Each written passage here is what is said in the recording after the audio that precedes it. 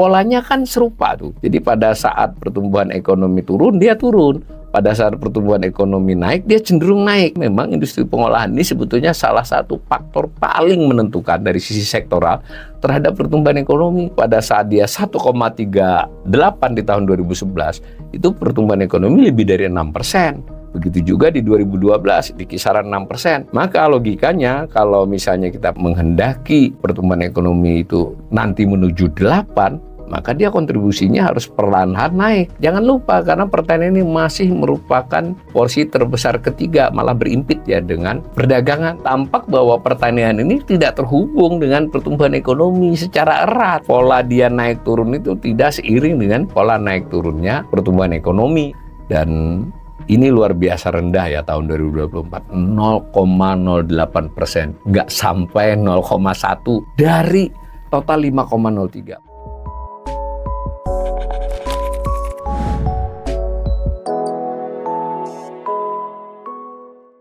Salam cerdas, Ibu, Bapak, Saudara-saudara yang saya hormati. Sesi literasi ekonomi kali ini merupakan episode keempat dari literasi tentang pertumbuhan ekonomi Indonesia. Pada sesi pertama kita telah belajar tentang apa itu produk domestik bruto, yaitu nilai produksi seluruh barang dan jasa akhir di Indonesia selama setahun. Kemudian pada sesi kedua mempelajari bahwa PDB tadi dicari harga konstannya, yaitu seolah-olah produksi tahun 2024 tersebut diberi harga tahun 2010.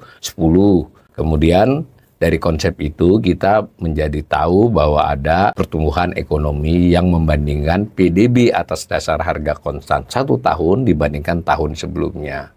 Kemudian pada sesi 3 kita belajar dari 17 sektor tersebut rata-rata pertumbuhannya itu bagaimana, disebut dengan pertumbuhan sektoral. Pada sesi keempat ini kita lanjutkan dengan apa yang disebut dengan kontribusi sektoral dalam pertumbuhan ekonomi. Dalam beberapa publikasi BPS, Badan Pusat Statistik disebut juga sebagai sumber pertumbuhan ekonomi secara sektoral.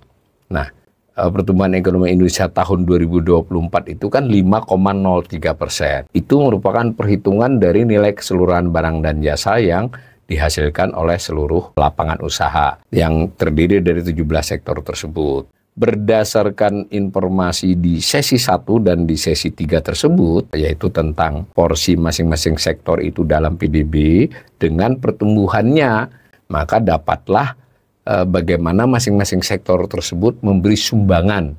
Jadi 5,03% itu adalah penjumlahan dari sumbangan 17 sektor. Nah, masing-masingnya berapa? Contoh, yang tahun 2024 yang 5,03% tadi, kita tahu industri pengolahan itu tumbuhnya tadi 4,43% tahun 2024 dibandingkan dengan tahun 2023.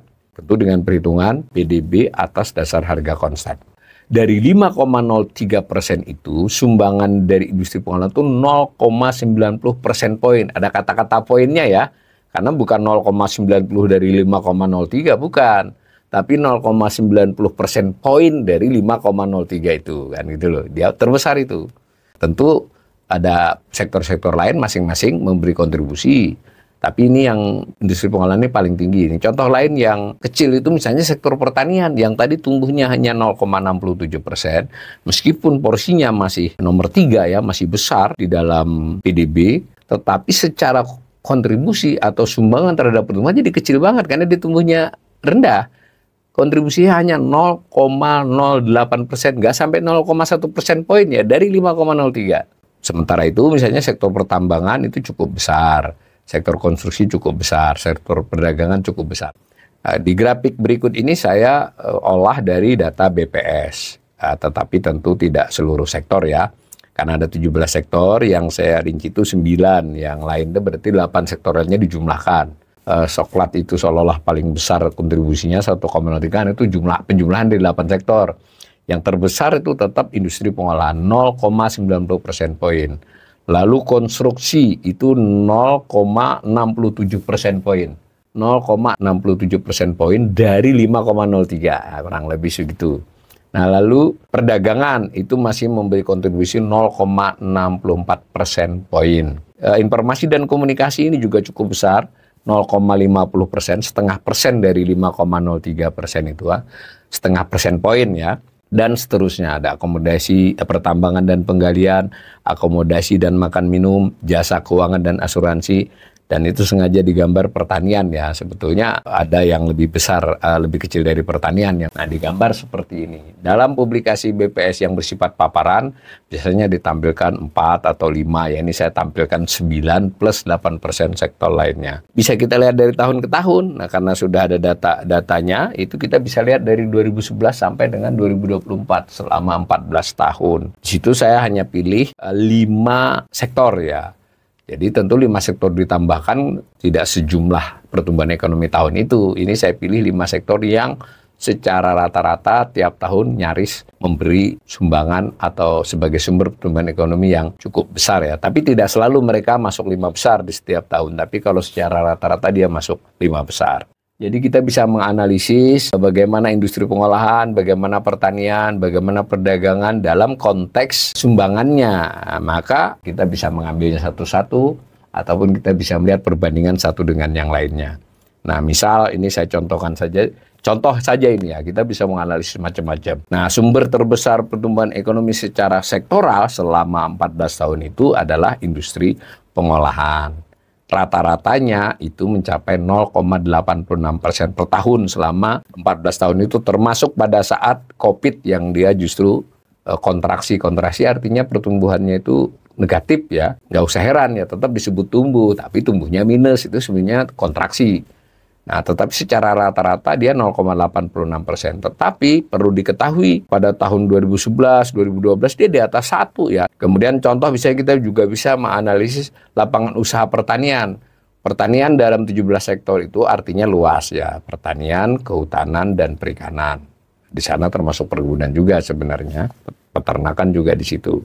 Tapi penyebutannya pertanian, kehutanan, dan perikanan. Nah, itu terbesar kalau secara rata-rata ya selama 14 tahun. Tetapi dalam beberapa tahun terakhir itu turun. Misalnya tadi 0,08% poin pada 2024. Lapangan usaha yang justru sering menjadi sumber pendanaan cukup besar selama 14 tahun di luar industri manufaktur adalah konstruksi yang rata-ratanya mencapai 0,67%. Lalu sektor lain yang juga selalu memberi kontribusi besar artinya di kisaran 0,5% poin kan besar. Dari 0,5% poin itu kan cukup besar ya. Pada sektornya kan ada 17. Yang juga nampak menanjak di beberapa tahun terakhir ini, 14 tahun tepatnya, itu sektor informasi dan komunikasi. Itu cara membaca data gambar tadi di slide sebelumnya. Tapi mari kita lihat satu persatu untuk 5 macam tadi ya.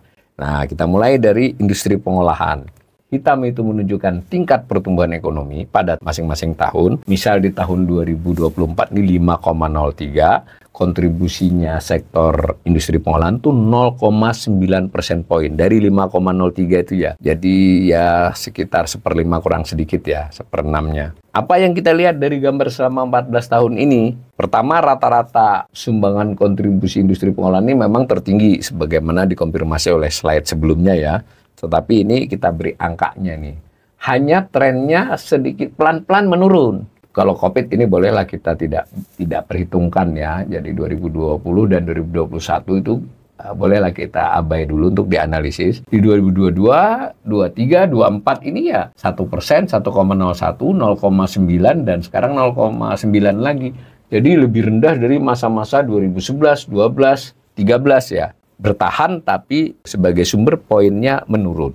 Tetapi ada lagi yang menarik. Kalau dilihat gambarnya sepintas saja, polanya kan serupa tuh. Jadi pada saat pertumbuhan ekonomi turun, dia turun. Pada saat pertumbuhan ekonomi naik, dia cenderung naik ya. Cenderung loh ya, tidak selalu sama. Nah, itu artinya memang industri pengolahan ini sebetulnya salah satu faktor paling menentukan dari sisi sektoral terhadap pertumbuhan ekonomi. Jadi kalau kita lihat begitu, pada saat dia 1,38 di tahun 2011, itu pertumbuhan ekonomi lebih dari 6%. Begitu juga di 2012, di kisaran 6%. Maka logikanya, kalau misalnya kita menghendaki pertumbuhan ekonomi itu nanti menuju 8, maka dia kontribusinya harus perlahan-lahan naik. Jadi 1,2, 1,5, dan kalau dia 8 itu ya kelihatannya akan membutuhkan hampir 2% poin dari 8 ya. Nah, semacam itu. Ini yang bisa kita baca secara sederhana dari grafik ini. Lalu bagaimana dengan pertanian? Tampak sekali yang biru, yang hitam sama dengan slide sebelumnya, pertumbuhan ekonomi. Itu memang trennya terus menurun ya. Memang pada waktu COVID dia luar biasa ya, yang lain turun, dia tetap tumbuh meskipun tipis ya 0,22. Mengapa? Karena ya pertanian itu sebagian besar porsi pertanian itu ada pertanian rakyat. Baik itu tanaman pangan, perkebunan juga meskipun banyak perkebunan besarnya ada perkebunan rakyatnya, perikanan juga ada perikanan rakyatnya, nah hortikultura juga ada rakyatnya. Nah itu sebagiannya tidak selalu berhubungan dengan pertumbuhan ekonomi. Jadi orang di Indonesia ini banyak petani masih yang menanam itu adalah bercocok tanam itu atau bertani atau beternak itu adalah cara hidup ya, way of life lah sederhananya begitu ya. Dan juga mungkin tidak terbayang pekerjaan apalagi untuk sebagian besar mereka. Karena itu tetap dia produksi, tidak soal terserap pasar atau tidak kadang kan. Nah tetapi sayangnya dia menurun. Patut kita perhatikan ya, pada saat pertumbuhan ekonomi masih 6, itu sumbangan pertanian juga di atas 0,5% poin loh, malah sempat 0,63, 0,55. Artinya, sekalipun sektor pertanian itu kemungkinan pertumbuhannya selalu di bawah pertumbuhan ekonomi, ya sesuai dengan transformasi perekonomian, tetapi mestinya juga dia harus tetap tumbuh cukup kuat, ya mendekatilah dengan pertumbuhan ekonomi. Ya kalau umpamanya pertumbuhan ekonomi 5, idealnya dia 3,5 sampai 4. Kalau pertumbuhan ekonomi 6, dia mungkin 4 ya atau 4 lebih. Nah, kalau 8 mestinya dia bisa tumbuh 5% ya pertanian. Dengan demikian, kontribusinya terhadap pertumbuhan ekonomi pun persen poinnya naik. Jangan lupa, karena pertanian ini masih merupakan porsi terbesar ketiga, malah berimpit ya dengan perdagangan. Jadi yang pertama adalah industri pengolahan yang porsinya terbesar dalam kue PDB, kue produksi keseluruhan. Yang nomor 2 adalah perdagangan, yang nomor 3 adalah pertanian. Tapi pertanian dengan perdagangan ini bisa silih berganti ya, atau paling tidak berdekatan.